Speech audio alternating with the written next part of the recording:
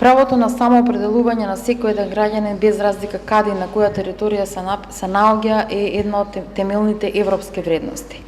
И ако дел од нас, односно дел од земјите се членки на Европската унија и по дефолт ги споделуваат тие вредности, а останатиот дел сакаме да пристапиме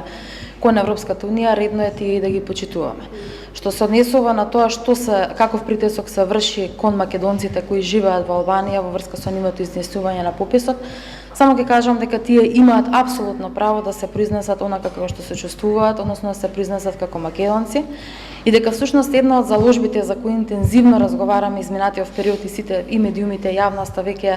е запознаена во детали е процесот на европска интеграција на нашата држава, кој што во суштина што е целта? Една од целите кои сакаме да го постигнеме со европската интеграција, за кои што неспорно сите сме за,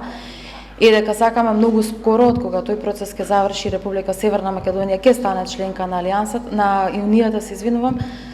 македонскиот пасош да биде европски пасош, за да понатаму граѓаните не чувствуваат било какви притисоци или не бидат залажувани за одредени бенефиции, пишувајќи се